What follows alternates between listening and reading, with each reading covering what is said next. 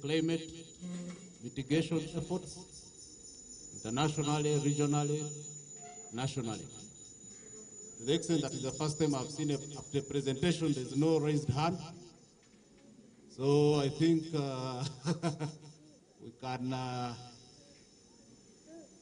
another round of requests. Jackson has an idea. So Doctor, let's listen to Jackson's comment and then we'll see how to proceed. Thank you.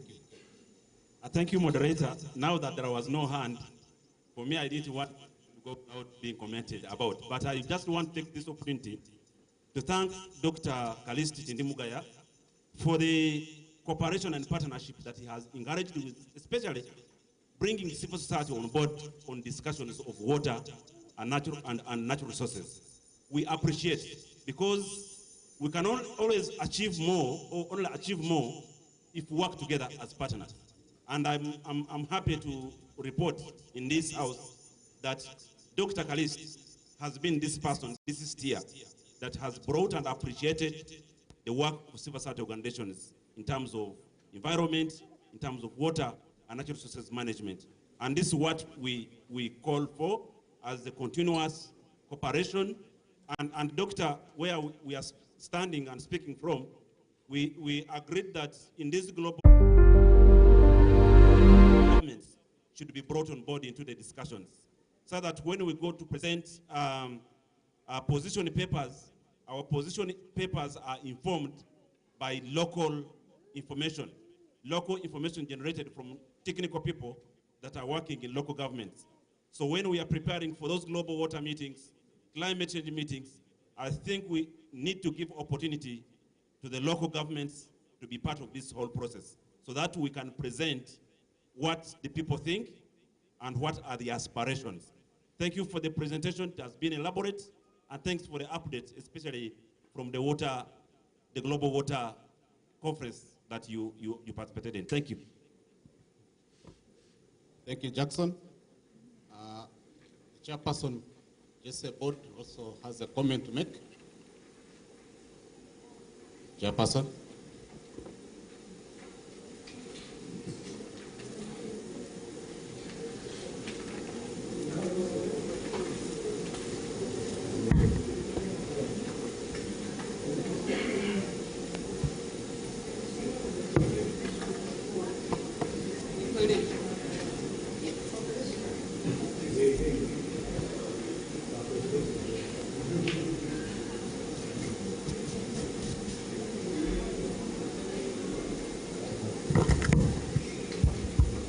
Thank you so much, Doctor, for the informative presentation. As usual, each time you speak, we learn a lot.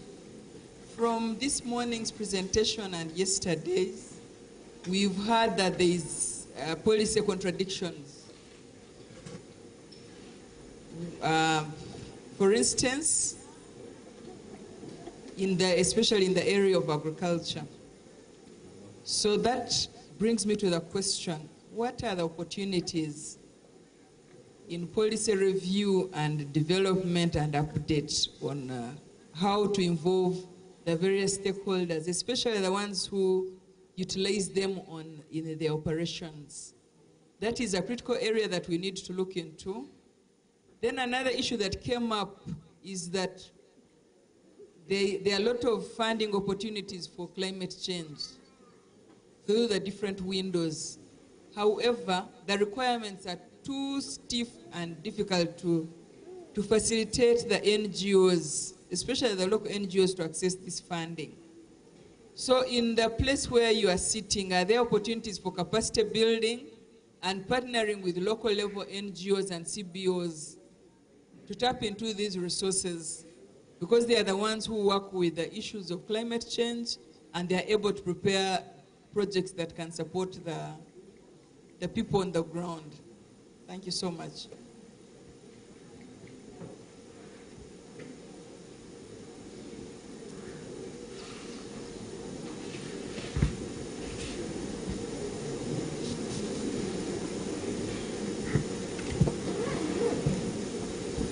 Doctor, are you there?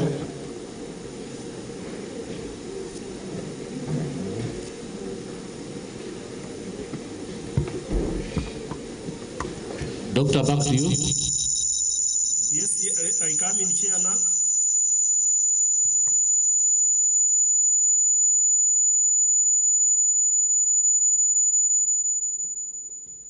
Okay.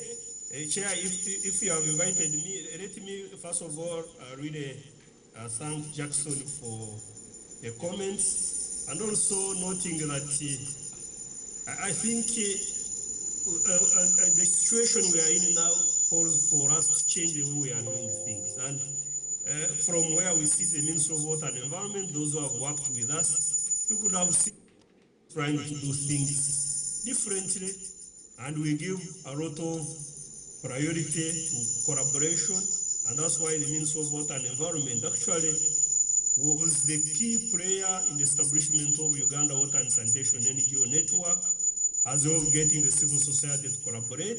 We also have a network of CSOs in environment and natural resources. So again, we continue strengthening our collaboration and partnerships. I think there is a lot we can do together, not just talk with each other, but also to do things together. And I think we're on the right track. So be assured of our support.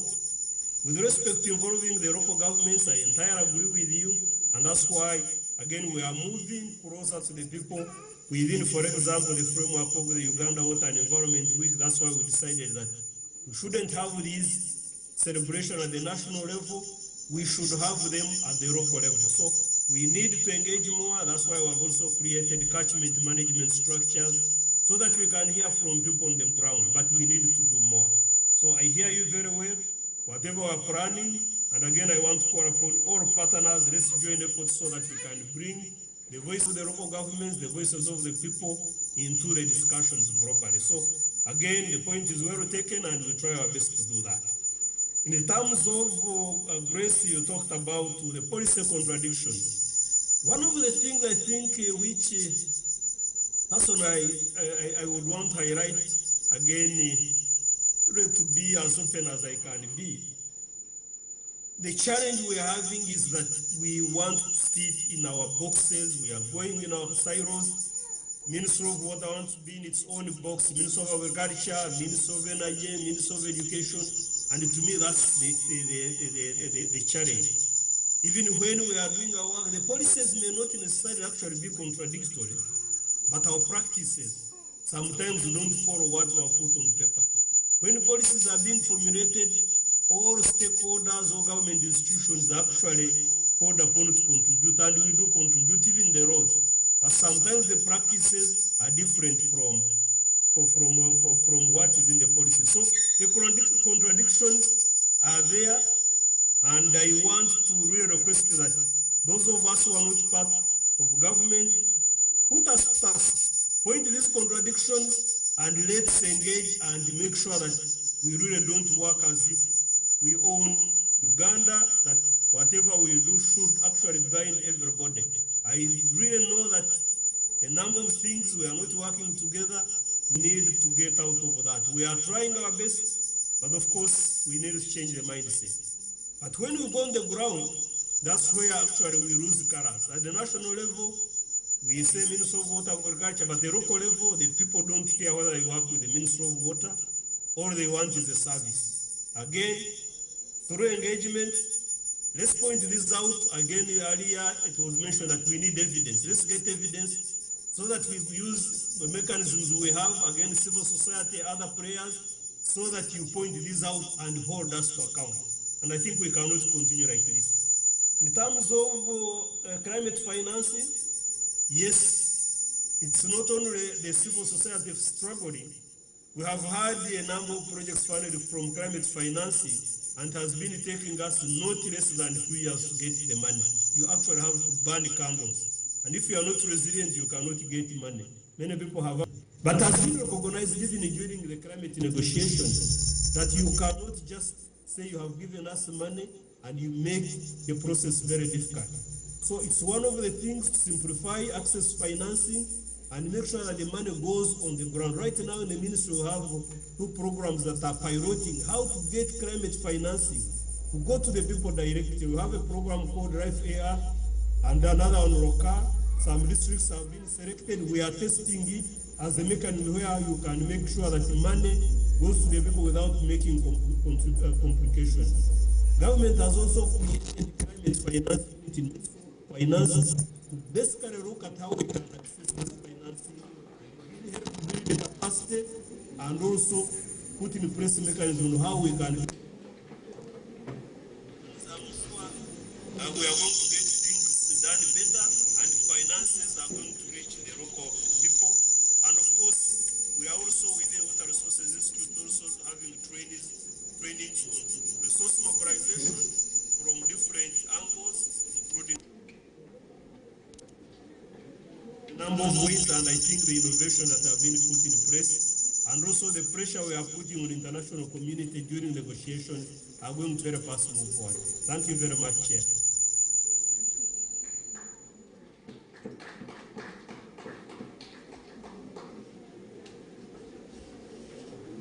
We appreciate so much, Doctor, for that insightful information you have shared with us. And we come to a close of the session where we are having deliberations about the 3 topics this morning. Participants, I'm so grateful for your time and for your cooperation and participation. And we've tried to really manage time because I think we are just 3 or 4 minutes late out of our time frame. I would like to hand over to William, because William is going to tell us the next arrangements from the Secretariat so that we can move on. Otherwise, once again, thanks so much for participating in this. And we have a communique we are going to go through with you, whereby we have captured all the issues, matters arising, suggestions from members, various stakeholders, so that we shall prepare it for final distribution. I hope everyone has registered with their clear addresses, email or otherwise. Thank you so much. Thank you, Albert, for moderating the session that we started in the morning. And now that we are coming to the end of the session, thank you so much. And also the participants for that live discussion. We thank you so much. Next on the agenda, we are going to have a petition presentation by Join for Water Partners, and I know Chris will take up that. So I take this opportunity to welcome Chris, please, to take us through that. I know it will take a few minutes, and after that, we shall have a climate summit communique, which is actually in its final stage of editing. So I know Chris is doing all that hard to make ready for presentation. So please, Chris, can you take? Okay. To you all the participants in this summit, my name is Christopher Tusime. I'm the Communication, Advocacy and Partnerships Officer for JESE. And I would like, first of all, thank you. I reached some of you via the phone for the invitations. And I'm so grateful that you've honored this invitation to come and be part of this summit. Before me here is a petition by JESE, NRDI, that is the Natural Resources Defense Initiative, KFF, which is the Chaninga Forest Foundation, and Join for Water, which work together in the protection and conservation of water resources. And this petition is going to the Ministry of Water and Environment, Parliamentary Committee on Natural Resources, and the district local governments of Kamwenge, Ntoroko, Kitagwenda, and Fort Poto. And it reads, I will read verbatim, and then later I can share copies, but this is what it reads, the preamble.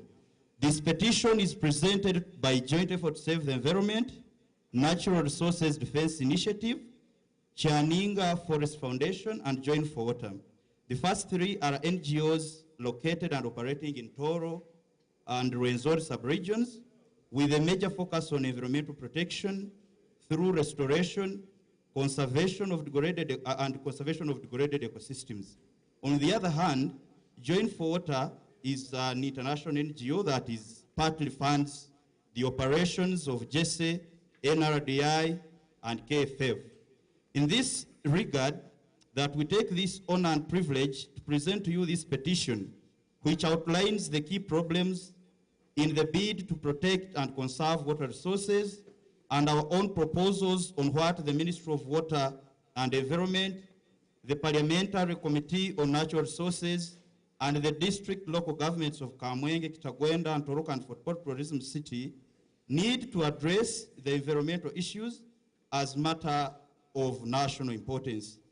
Now, natural resources, both renewable and non-renewable resources, and ecosystem services are part of real wealth of nations. Uganda's national resource base is among the richest in Africa and fetches the country billions of shillings per year, in addition to the employment opportunities provided by this sector and a livelihood source for poorer communities. As such, environmental resources, if used properly, can contribute to Uganda's national development, and owing to this fundamental importance of natural resources, they must be managed sustainably. As part of efforts to ensure proper and effective management of Uganda's environmental and natural resources, several policies and institutions have been put in place. But despite these efforts, rivers and wetlands in Kamwenge, Kabarole, Kitagwenda, Fort Portal, and in Toroko continue to be degraded, and this jeopardizes both the individual development and the region's economic development. It should be remembered that people's livelihoods in Toro sub-region and the country at large are directly linked to sound natural resources management. It's therefore essential that the Parliamentary Committee on Natural Resources, the Ministry of Water and Environment, and the district local governments in Kabarole, Kamwenge, Kitagwenda, and Toroka and Fort Portal Tourism City play their roles to ensure that natural resources management is at the center of good governance and economic development.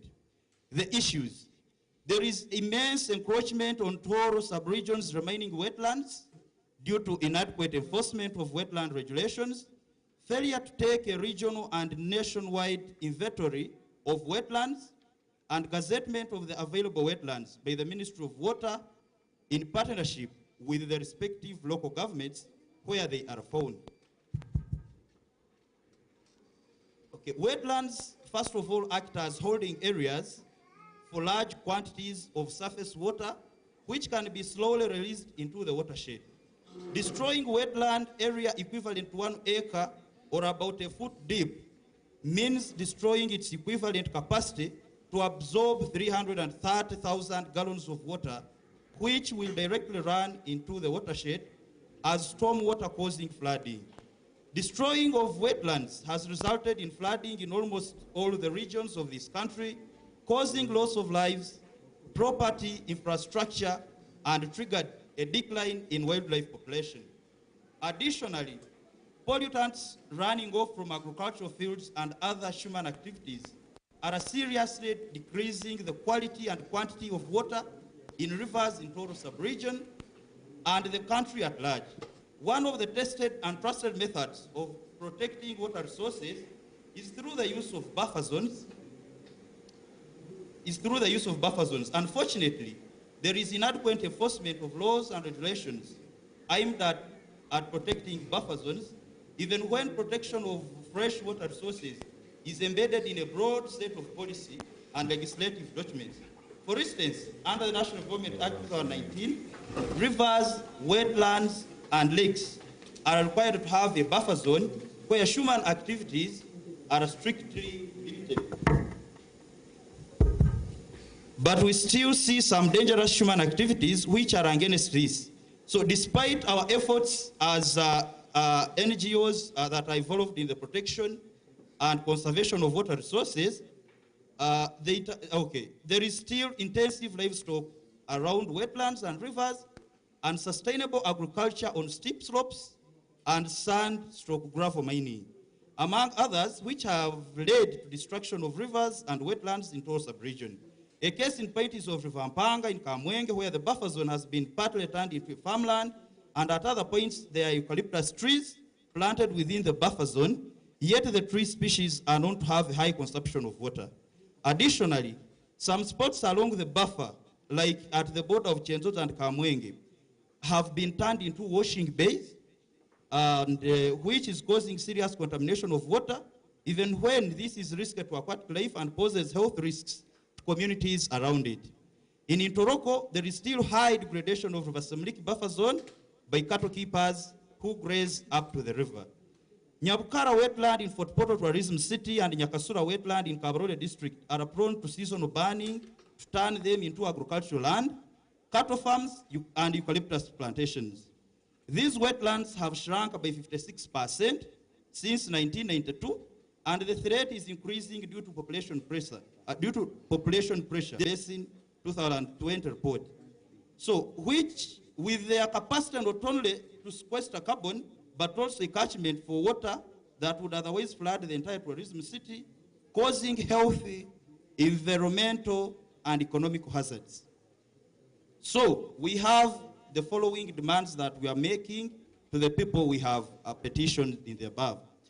The Ministry of Water, through the local governments and city structures countrywide, urgently need to consider conducting an inventory on wetlands in their respective areas and develop sustainable utilization and management plans, in addition to prioritizing gazetting wetland environment committees at sub-county, parish, and village levels, since the National Environment Act 2019, as amended, does not consider these anymore.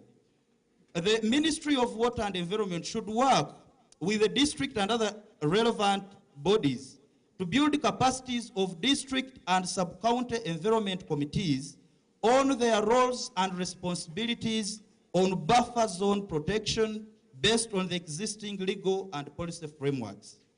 The Ministry of Water and Environment should enhance stakeholder coordination on buffer zone protection, especially on transboundary resources like River Mpanga. Like I have said before, River Mpanga may be going through a number of districts. You may find there is an intervention in Kamwenge and there is no intervention in Fort Portal, for example.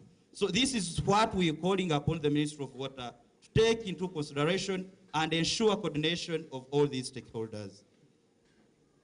The Ministry of Water and Environment again should, the Parliamentary Committee on Environment and Natural Resources should do its monitoring role to ensure strengthened enforcement of laws and regulations on environmental protection, but also specifically on buffer zone protection.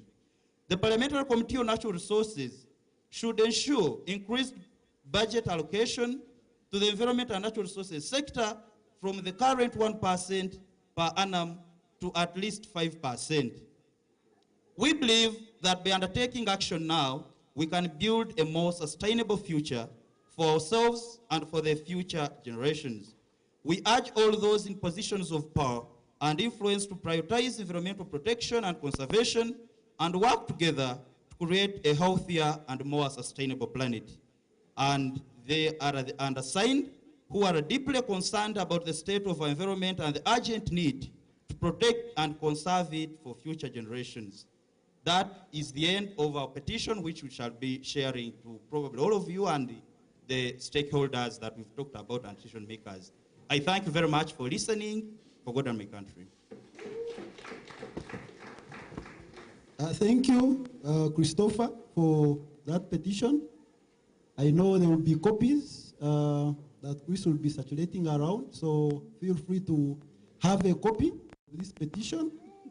And I know further consultations are going to be made on this petition.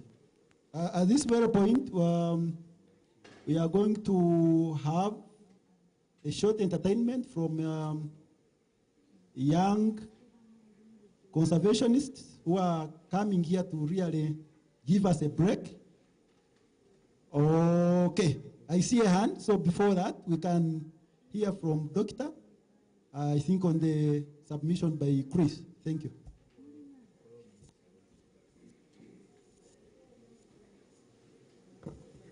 Yeah, thank you very much. It's just on the petition. I want to really thank the different organizations that have come up with the petition. But yet still, I think let us also acknowledge what has been done by government. The issue could be scaling up, but we are not starting from zero. In terms of structures that have been formed, I think it would be very prudent, first of all, to acknowledge government's effort, but also maybe act as a pressure tank to scale up some of these initiatives being done by government, as well as also increasing the financing to the ministry. So, we agree with most of the issues that have been raised, but let us also acknowledge what has been done so that we acts as a stepping stone for concretization. Thank you.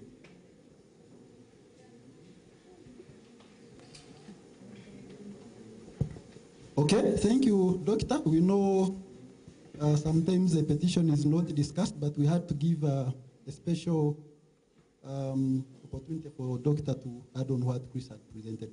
So we welcome the young, Conservation Club to give us, is it a song? Okay, please, go ahead.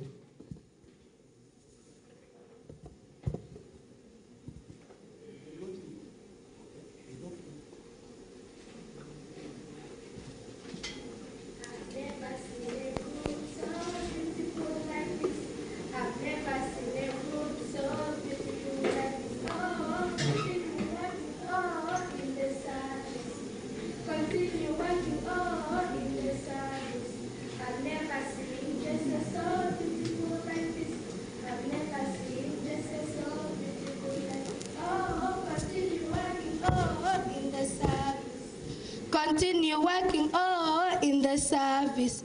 I've never seen a summit so beautiful like this. I've never seen a summit so beautiful like this. Oh, continue working in the service. Continue working in the service. I've never seen a group so beautiful like this. I've never seen a group so beautiful like this. Oh, continue working in the service. Continue working in the service. I've never seen justice so beautiful like this.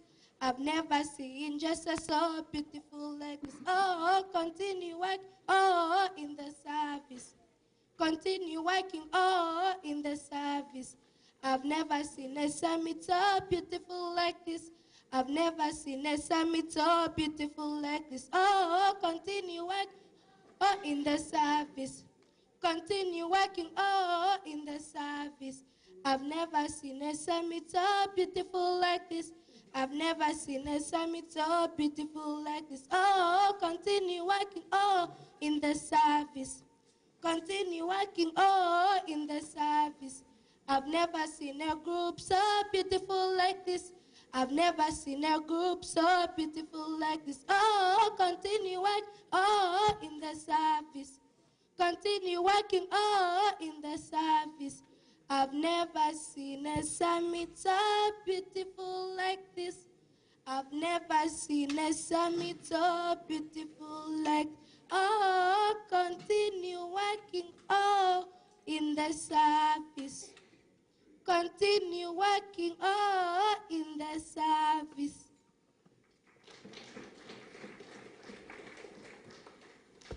I would like to thank you for this opportunity, but I would like, if you will, to stand up. First, stand up. We are going to spell Jesse and celebrating the 30 years using our heads. I'll be spelling for you, you use your head. J E S E 30. We can clap our hands.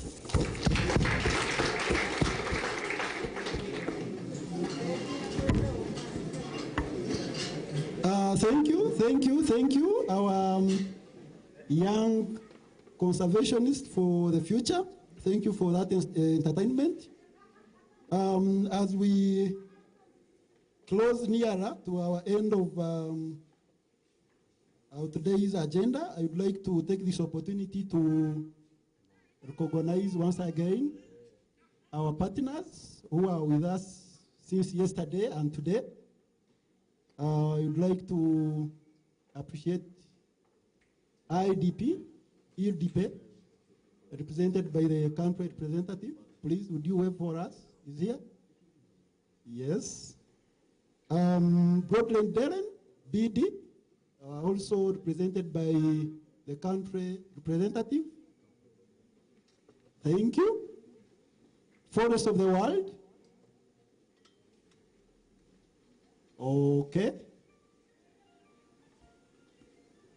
Wildhunga Hilfe. Oh, thank you for joining us. Care International in Uganda, represented by Jordan. You're welcome. Oxfam, you're welcome. Join for Water, or represented by George. Thank you for being with us. Smavi, oh, thank you for being with us. ISSD, Integrated Sector, Seed Sector Development, I think. Okay, not here. Okay, Ministry of Water. Ministry of Water, thank you. Office of the Prime Minister, OPM. Okay, maybe they will also be here. Local level government, local governments represented by district, LOC5s, RDCs, and COWs. Kamwenge, thank you. Kienjojo, local government, thank you. Kiegegwa, district local government, thank you. Bunyangabu, district local government. Okay. Bundebucho, Ntoroko, Agago, district local government. They were here, I think, yesterday. Now they have traveled. Bulisa, Chegegwa, district local government. Chegegwa, oh, that's Kasese, Kabarole, district local government. Thank you for being with us. Kitagwenda, district local government. Thank you. Fort Poto City. Fort Poto City. Dr. Stanley was here in the morning. Thank you. On the other note, we also want to recognize our other partners, KFF, Kianinga. Oh, thank you. NRDI, we are working with these people. We also acknowledge your presence here. KRC, oh, thank you. COSIL was here yesterday. I don't know if the representative is still here. Thank you, in absentia. UBA Bank. Okay, they were here yesterday. KCB Bank. KCB. I saw them in the morning. They could have departed. SECO. Oh, thank you. Red Cross. We have moved with Red Cross, I think, for really so long. They have been part of the celebration since they started up to now. Thank you as well. Hewasa Caritas for Poto. Oh, thank you. Mountain of the Moon University. Oh, thank you.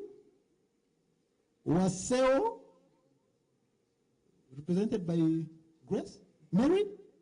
Oh, thank you for being with us. Isinjiro District Local Government. Oh, okay. Thank you so much, members. At this point, I'd like to introduce Chris, who is going to take us through the next item on our agenda. That's the Climate Summit Communique. Please, Chris, take over. Thank you very much, William. And good afternoon to all of you, dear delegates and participants of the first Fort Poto Climate Summit. You're not responding. Is it because it is lunchtime? So allow me to quickly read through what the Secretariat has prepared. And at this point in time, draft communique from the 1.5 days that we've been here. And at the end of it, we can be advised what to remove and what to add. I will read it as it is. The final communique of the first Fort Portal Climate Summit 2023 on the theme, Localizing the Global Climate and Environmental Agenda, held at Carrier Courts, Fort Portal City, on the 18th to the 19th of May, 2023. The preamble. The first Fort Portal Climate Summit was organized as an event to commemorate the 30 years anniversary of joint effort to save the environment, a non-governmental organization operating in Uganda. The summit was attended by government, development partners, civil society organizations drawn from across the country, women, men, and youth, and children from primary schools around Fort Portal City. The summit was a hybrid in nature, with participants both online and in physical attendance. On record, over 1,000 participants attended this summit. Well aware of the rampaging and catastrophic impacts of the climate change, such as flooding, prolonged droughts, food insecurity, and likely threats on humankind and infrastructure and environment, while the global effects of climate change are affecting us all, some communities have and continue to suffer more than others. Paradoxically and painfully so, these climate injustices have been imposed by the developed countries that continue to set stringent conditions on accessing climate financing. It's the people in low developing countries in Africa and Uganda in particular who have contributed very little to global warming that are suffering the most. That the risks posed by climate change to the people and ecosystems are not limited to aggravating existing economic, environmental, geopolitical, health, societal threats, but they are equally generating new ones. These risks increase disproportionately as the temperatures increase. Thus, many systems are already at risk from climate change. Recognizing the high poverty levels in Uganda and high population growth rates at 3% per annum, natural resources across the country remain at risk of being depleted at a supersonic speed. Recognizing that Uganda has many good policies and laws, some of these policies, particularly in the agricultural sector, contradict globally acceptable and eco-friendly practices like agroecology and organic agriculture that seek to promote climate resilience. It was argued at the summit that responding to these climate challenges will require deploying the full breadth of human talent and innovations. In this regard, therefore, creative policy interventions and novel eco-technological solutions need to be fostered and applied across government, universities, and at civil society organization levels. This will require a sustained commitment and providing resources into research, green development, promotion of ecopreneurship, education, and good management of public resources. That to safeguard the legitimacy of our ecosystems and the services they provide requires collective action to be taken now by governments, the private sector players, individuals, businesses, local communities, and public institutions to tackle the global challenge. Deliver required cuts in emissions and take maximum advantage of the available opportunities and additional benefits. Therefore, the first Fort Portal Climate Summit agreed as follows. this summit made an urgent call to the government of Uganda to localize COP decisions and simplifying them for local level implementation and action. The summit further made an urgent call to the international actors to ease the conditions on climate financing and carbon credit. The summit made an urgent call to the government of Uganda to involve local governments in the development of proposals to NDCs before they are submitted to the UN. The summit called on the government of Uganda to fast-track the concerns of her citizens on loss and damage and climate financing that can be used to support local initiatives on climate adaptation and mitigation. The summit called upon the government of Uganda to support the green economy initiatives and prototypes by giving subsidies and incentives to green development models being developed at the local levels. The summit appealed to the government of Uganda to urgently boost investment in research, data management infrastructure, and local personnel training to collect, retrieve, interpret, and use climate data for decision-making and local actions. The summit further appealed for the urgent need for mass mobilization of Ugandans to adopt climate-smart interventions at the local and household levels. The summit made an urgent call for the regulation of harmful agrochemicals that are currently on the Ugandan market. The summit appealed for behavioral change in regard to environmental protection and adoption of climate-smart lifestyles among Ugandans. The summit called upon the government of Uganda, civil society, and the private sector to tap into indigenous knowledge as one way to contribute to adaptation and mitigation efforts on climate change. The summit called upon the government of Uganda and all the local governments to strictly enforce the existing laws and ordinances on environmental protection. The summit appealed for the development of prototypes on adaptation and mitigation to climate change effects. The summit further appealed to the government of Uganda to resolve policy contradictions in the agricultural sector and the environment sector.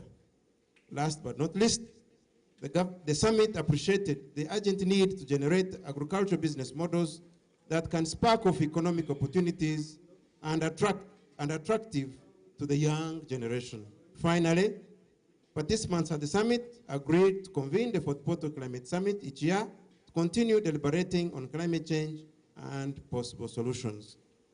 Thank you very much. That's the end of it. I hope it has picked up all the points. If not, we can pick up more. And then after this will be published online and the different platforms. Thank you.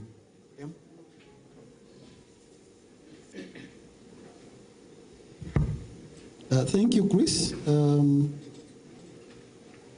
for that. And I don't think on this item there is a lot. Do we still allow discussion or? Oh, okay. Any input or any suggestion in terms of what Chris has presented as outputs of this summit? Okay, maybe we shall few hands. 1, 2.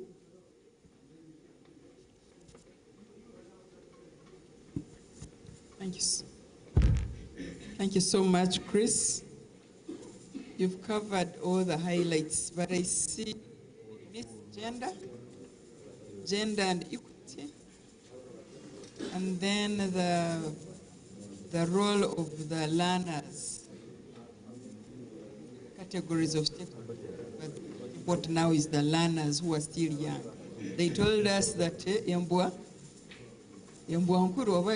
so I think that's a message in itself that we need to cut ones if we need to cause lasting change.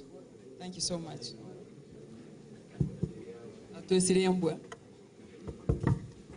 Okay, thank you so much. Then we had one also from here.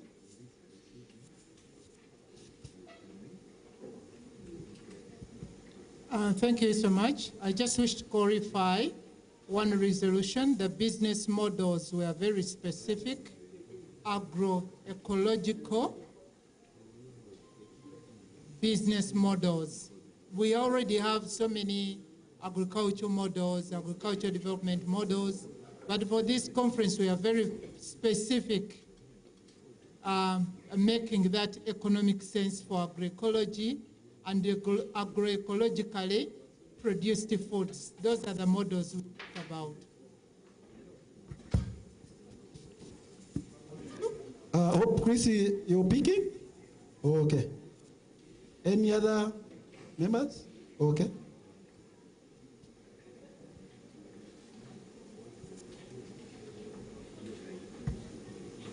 Thank you very much. Maybe one thing that also needs to come out clear is on the increased partnership with the local universities to improve evidence-based research at the local level. Something that came out yesterday. Thank you. Thank you, Doctor. Collaboration with local universities is important for us in this community.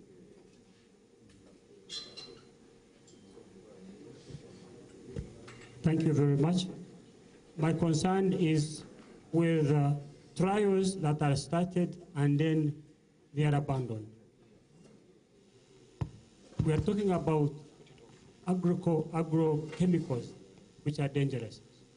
We started with biogas, and one of the byproducts of biogas is celery being used as a pesticide and at the same time as manure.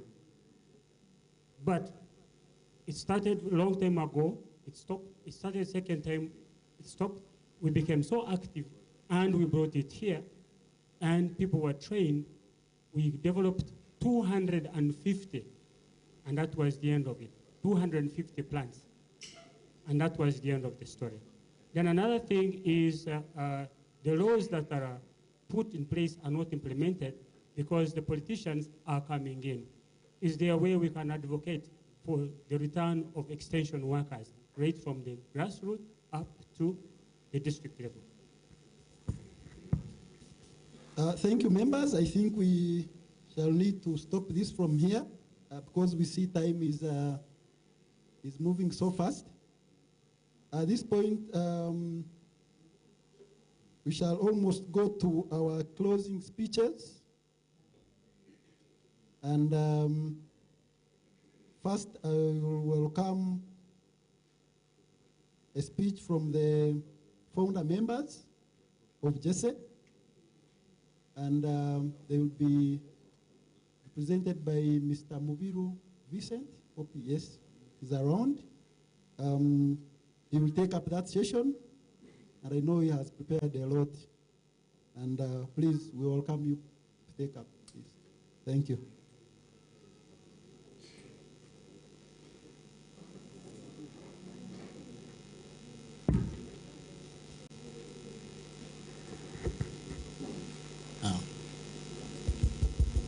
Good afternoon, participants. I'm of the name Mubiru Vincent. I'm one of the founder members of JESE. At this juncture, allow me to welcome you all to this summit, and also allow me to introduce the founder members again so that you can know them. I start with Mr. Patrick Waguma. You can stand up for recognition.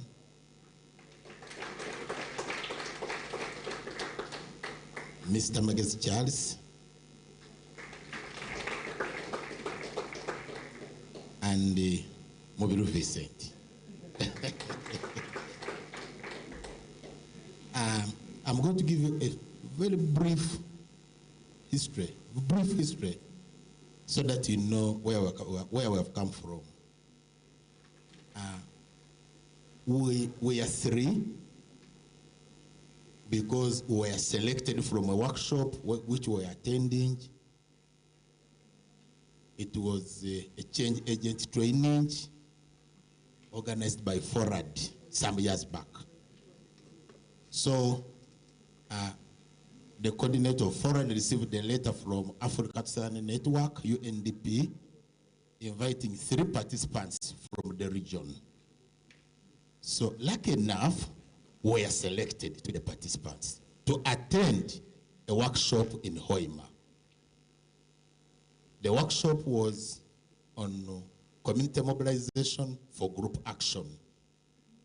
We went and attended. It was organized by Africa Network. And what we trained were 3 main areas. 1 was community mobilization, 2, organic farming, and 3, energy conservation. So from the workshop, we came back. But at the end of the workshop, we were told to make an action plan which can enable us to start to implement as a team, to work together. So when we came back, we first relaxed. But at the end, we received the communication from Mary that she was coming to visit us. By then, we had not done anything. So Mary, when we knew that Mary was coming, we started panicking.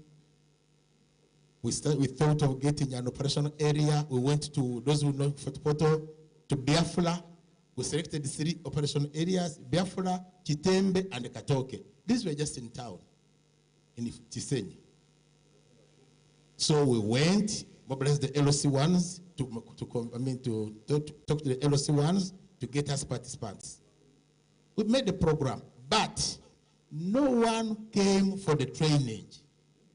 We organized 3 trainings, but none came from those 3 villages. So when we were there seated, waiting, someone who was just drunk came and said, you people, you are all waiting for people to come and teach them how to dig. This is the town. Go to the villages where the people are. So it was an eye-opener. We decided now to think of another operational area. So we selected these two sub-counties. Bukuku is about 10 kilometers from here, and Mugusu, 10 kilometers from here. So that's where we started. But so when Mary came, we didn't have an office. Patty was a very wise man. He talked to one of his friends. He gave us a room.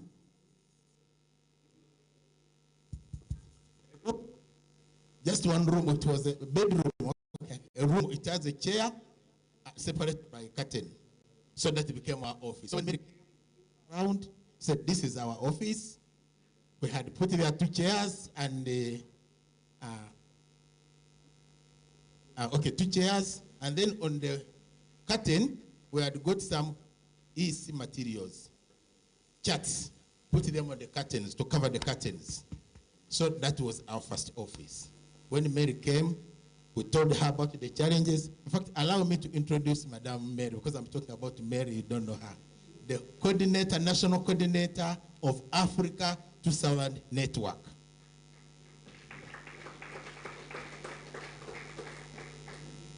So we told her about the challenges, but she advised us, say, your team, start small, go to the villages where people are, be focused, be accountable, and be result-oriented. Those were the ones. So we decided now when she had gone to go to the operation area which we had selected, which was Bukuku and Mogoso. Now, what does that mean? It meant we're supposed to get transport from here to Mogoso, 10 kilometers. Then again in the village, between 4 to 10 kilometers or so inside. So we could get money from some other places. By then, Patrick was a member of Chibukuru Development Agency. He could get some money from there. Magezi was a member of Chamoka Barefoot Partners in Development. So he could also get facilitation from there. And by then, I was a teacher, an agriculture teacher of Chebambe Girls School. So we got support from there, and we started moving. So we could use our own money to get a taxi, reach where you are supposed to go, then walk. So when Mary came, Madame Mary Jo, she was impressed when she visited us. She told us that please write a proposal, which we wrote, and good enough. I don't know whether it is, but by then it wasn't good, but let me say good enough. She only gave us money for the training materials only and the 2 bicycles. Training materials. So it was a challenge because, okay, we could use our bicycles, ride to the operation area. But of course, when you train someone without giving him anything, some people did not implement, did not perform. So when we knew that Mary was again coming for the second visit, me, Patrick,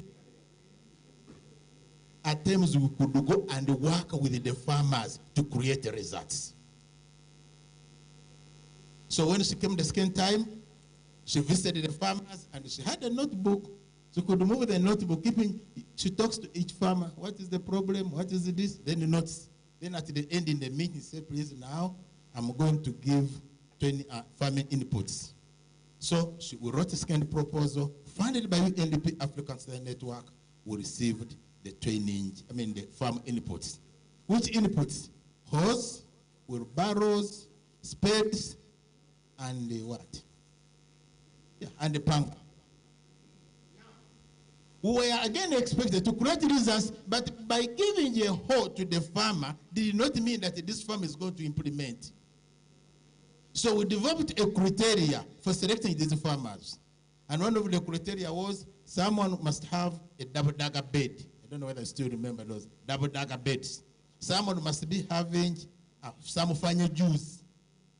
So that's what happened, and we used that criteria. Those who had implemented some of those were selected and given the farm inputs. So those ones were again supported to become our model farmers.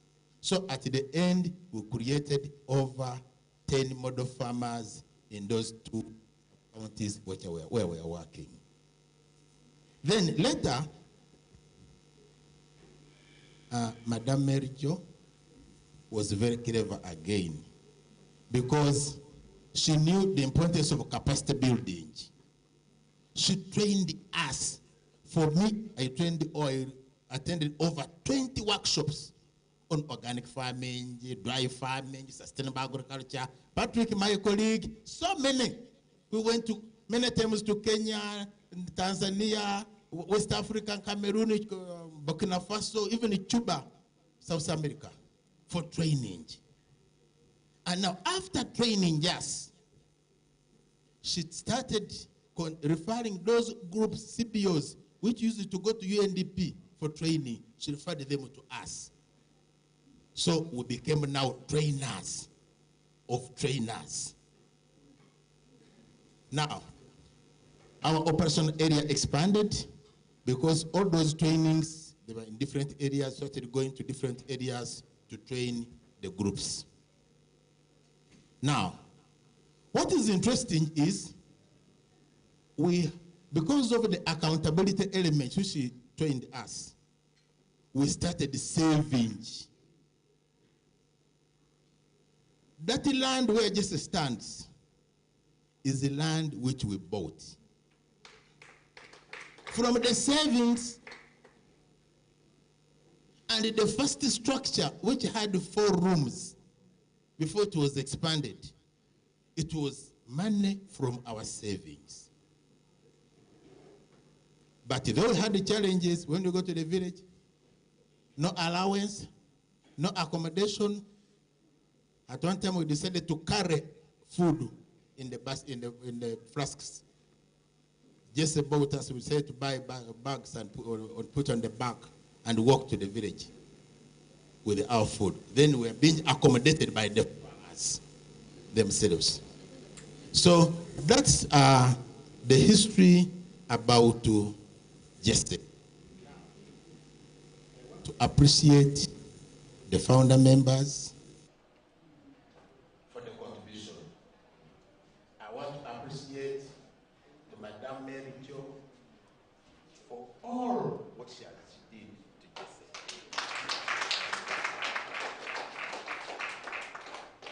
I also want to appreciate the past and the present board members. We have our first volunteer person, Mr. Makuru. Monsenor Makuruchi is around. You can stand and wave. Kumarachi, yes. Stand and wave to.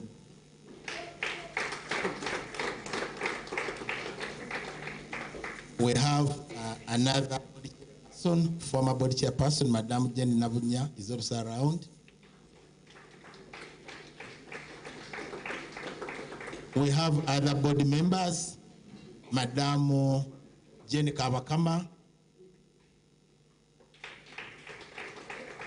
And that lady is very strong because we used to work with her and Madame Bamoro. The two go to the field as a volunteer to support Jesse. Thank you very much, Madam. I want to recognize Mr. Charles Walaga. He was by then a coordinator for Africa Star Network when they opened an office here. He was very instrumental in supporting Jesse. There are others, the present body members. We have Madame Grace. You can possibly stand.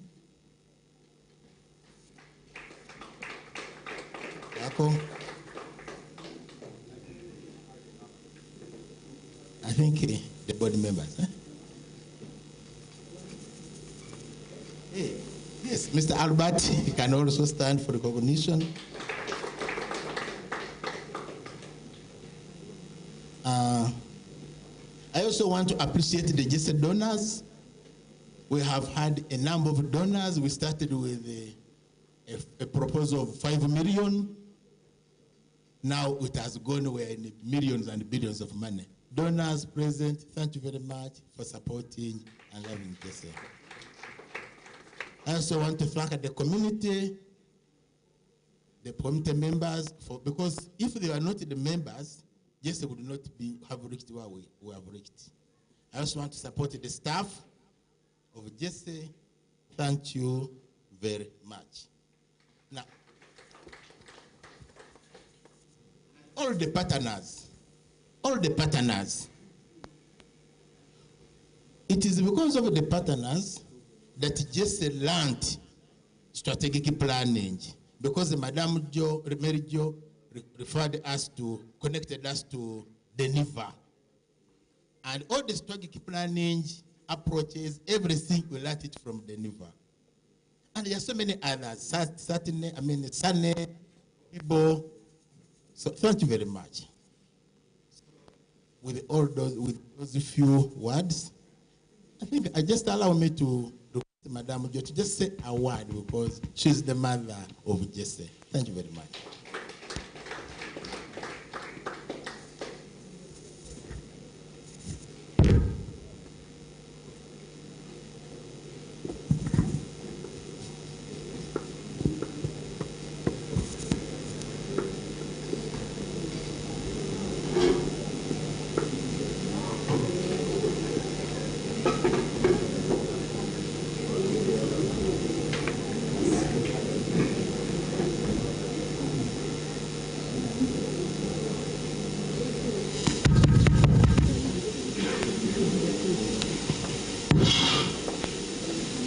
Thank you very much for giving me this opportunity to say a word or two.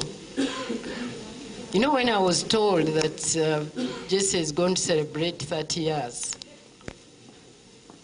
I couldn't, to be honest with you, I couldn't believe it. Because I couldn't remember the history when it started and all that. But I said, I'm going to go there. And when I came here, they told me the story. All these issues that I couldn't remember, they reminded me. And to be honest with you, I'm very humbled.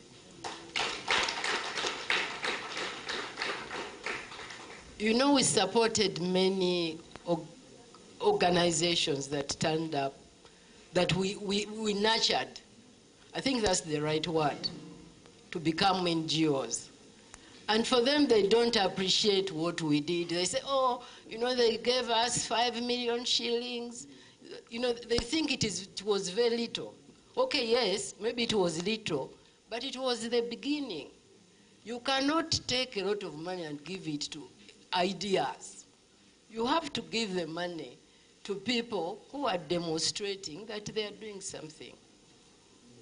That is actually one of the challenges that we had, because we were working all over the country, but many of the people where you went, they didn't even have anything on the ground. You would see that they are pretending to be doing something when they are doing nothing. And you can easily tell that. So we started off by giving the organizations very little money, because we also were very conscious about the need to have results. But I want to thank Jesse. Thank you very much, the founding members, for being serious about what you did. Thank you very much.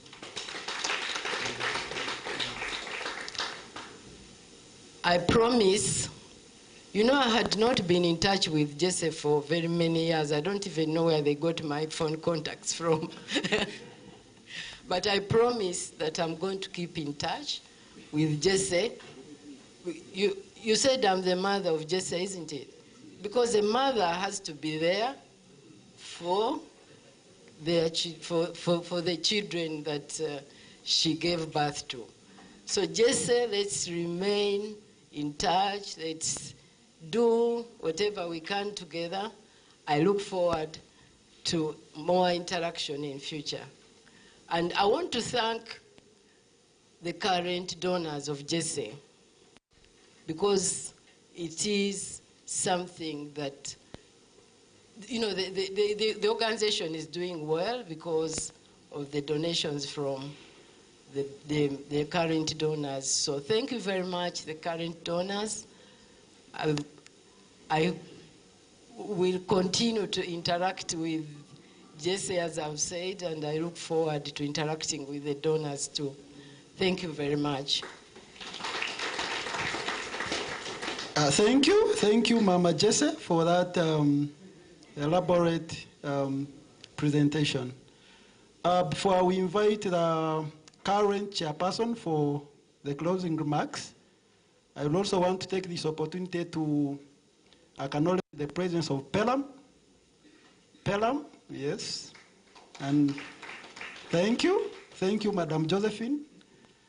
At this point, I take the opportunity to invite the current board chairman for the closing remarks. Please, the current chairperson for the closing remarks. Thank you. Thank you.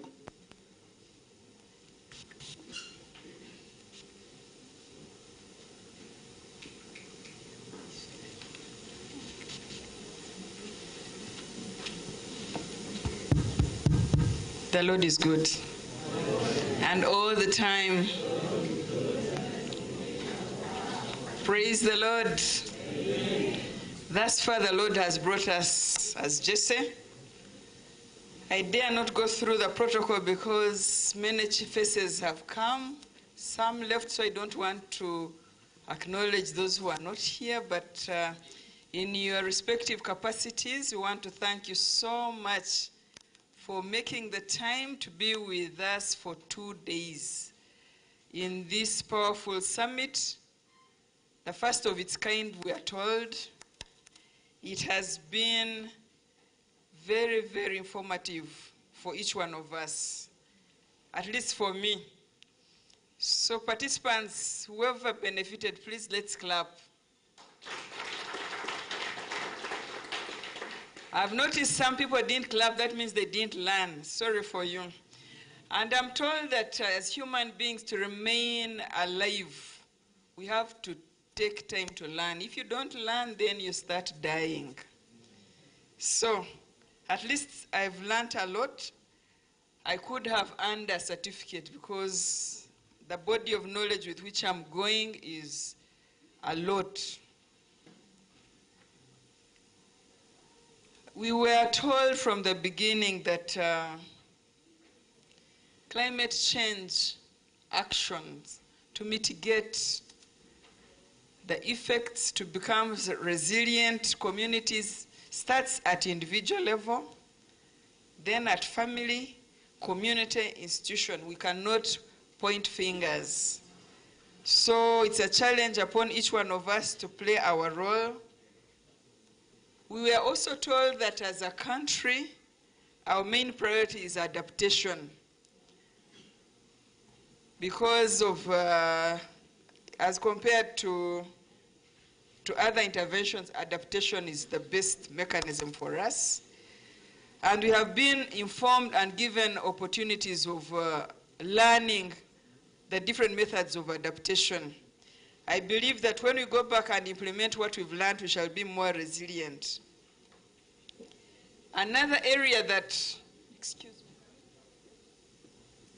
another issue that we learned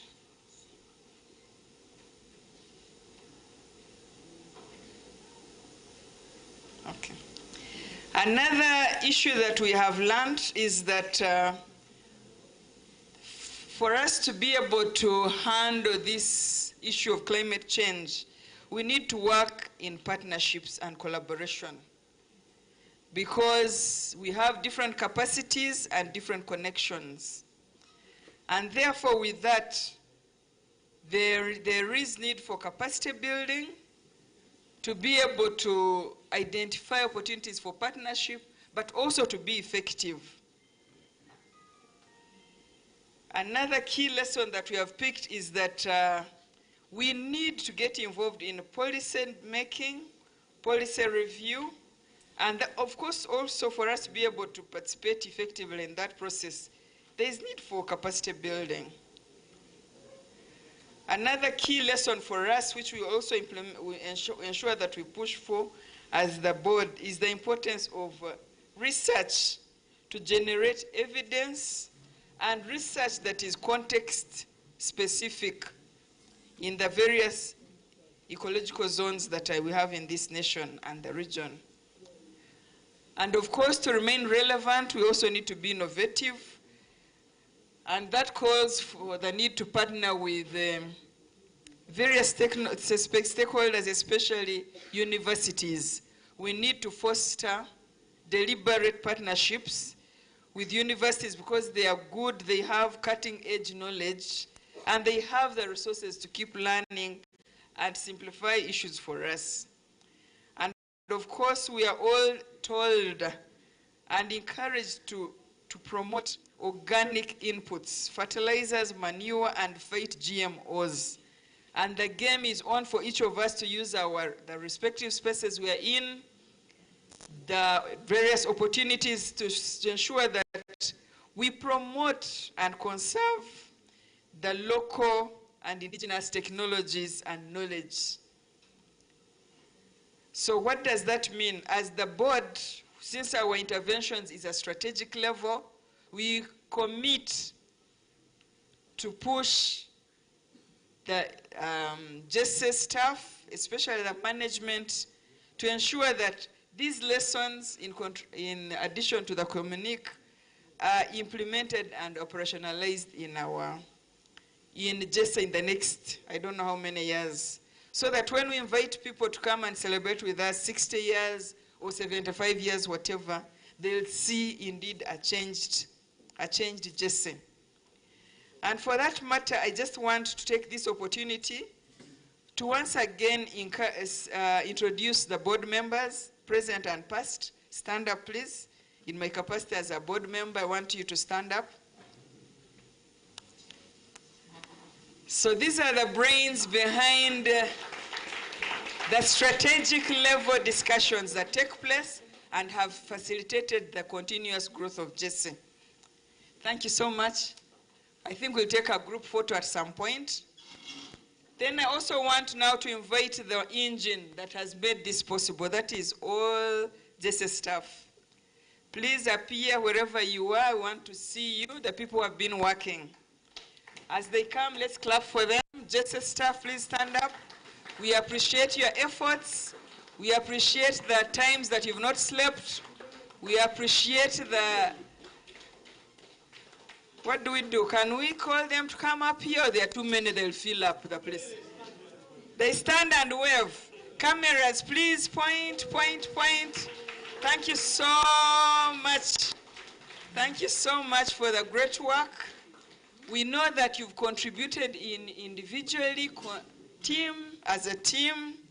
We thank you for we thank the communities that have allowed our teams to be there.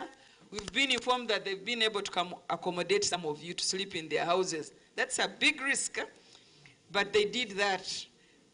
Whoever is going to speak to the communities, we need to tell them that we appreciate. With those many words, let us clap for the donors, Vanange, because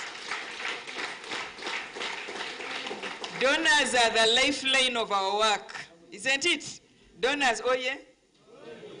You have different names, development partners, I don't know, but you're the lifeline. We appreciate. And we pledge that as the board, we'll ensure that the systems, the structures deliver value for money. And we say, because we know that you also get money from your respective parliaments, we appreciate the good thing. You've seen the evidence, and we are willing to continuously learn. With those many words, I want to wish us God's blessings, journey mercies when you go back, and increase really, because we are all going to implement all these new ideas. Can I stop here? Yeah, let me say the last thing. My name again is Grace Wako Katuramu. I'm a consultant in the water and sanitation sector and institution and organization development area.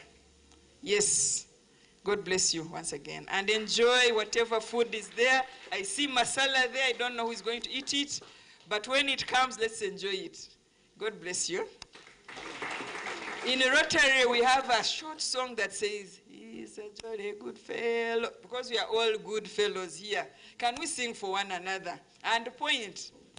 I don't have the voice, but they are jolly good fellows, they are jolly good fellows, they are jolly